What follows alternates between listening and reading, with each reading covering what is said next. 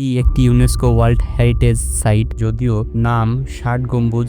এই পিলারটি এইখানে সবথেকে বড় পিলারের মধ্যে একটি। People are taking selfies or something. This is an amazing day to me, কারণ আজকে আমার প্রথম দিন, ট্রাভেলিং এর প্রথম দিন। আজকে আমি আমার ট্রাভেলিং শুরু করতে যাচ্ছি 60 গম্বুজ মস্ক দিয়ে। I think it will be a fun day and crazy day. Hope so.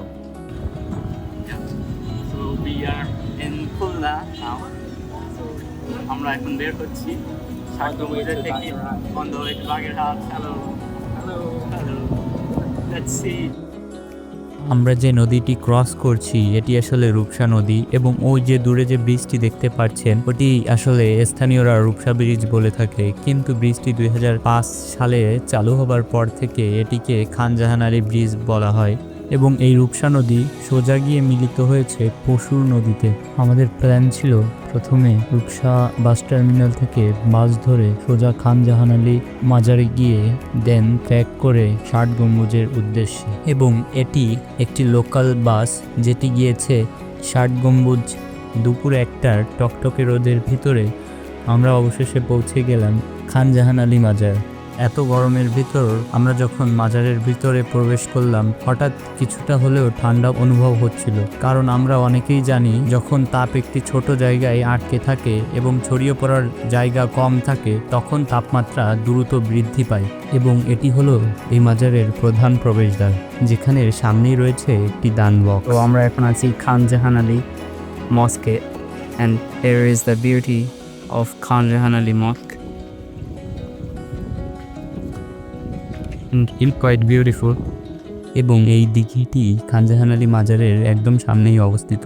এই দিঘিটির নাম ঠাকুর দিঘি, যা খান জাহান আলী 15th সেঞ্চুরিতে বাগেরহাট গড়ে তোলার সময় প্রায় 1429 এবং 1459 খ্রিস্টাব্দের মাঝে দিঘিটি খনন করে, এবং এটি তখনকার বসতির জন্য স্থায়ী পানির উৎস হিসেবে ব্যবহৃত হতো। এটা হলো এখানে সব থেকে বড় গাছ আমার দেখা।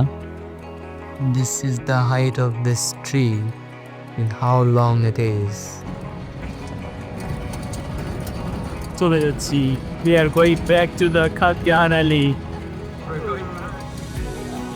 আমরা এখন 60 গম্বুজ মস্কের একদম ভিতরে যাচ্ছি, and there is the beauty of 60 গম্বুজ মস্ক. আপনাদের আরো অনেক কিছুই দেখাবো। So let's see. এটা হলো বাগেরহাট মিউজিয়াম, and এটা থেকেই শুরু। There is the 60 Gambuz Mosque and everything. This is the left corner of 60 Gambuz Mosque. এই মসজিদটি আসলে 15th সেঞ্চুরিতে অর্থাৎ প্রায় 1450 খ্রিস্টাব্দে খান জাহান আলী কর্তৃক বাগেরহাটে নির্মিত হয়। এটি বাংলাদেশের সবথেকে বড় মধ্যযুগীয় মসজিদ। আপনারা হয়তো অনেকেই জানেন এটি একটি ইউনেস্কো ওয়ার্ল্ড হেরিটেজ সাইট, যদিও নাম 60 গম্বুজ। মসজিদটি আসলে 77টি গম্বুজ এবং 60টি পিলার স্তম্ভ রয়েছে। পুরো দেয়াল এবং টেরাকোটার ইট দিয়ে নির্মিত এই মসজিদটি আসলে নামাজ, সভা এবং প্রশাসনিক কাজের জন্য ব্যবহৃত হতো। এটি ইন্দো ইসলামিক এবং তুঘলকি আর্কিটেকচারাল স্টাইলের এক অনন্য নিদর্শন এবং বাংলাদেশের সমৃদ্ধ ইসলামিক ঐতিহ্যের একটি প্রতীক। এই যে গেটটি দেখতে পাচ্ছেন এটি 60 গম্বুজ মসজিদের প্রধান প্রবেশদ্বার। এই রাইট কর্নার থেকে শুরু করে একদম মসজিদের শেষ পর্যন্তই দেখা যাচ্ছে। And this is the main entrance of this mosque. এবং আমরা যখন যাই এই দিন মসজিদের সিলিংয়ে রেনোভেশনের কাজ চলছিল। আমার হাতের ডান পাশে দেখতে পাচ্ছেন 6টি পিলার এবং ঠিক বাম পাশের সারিতে রয়েছে 10টি পিলার।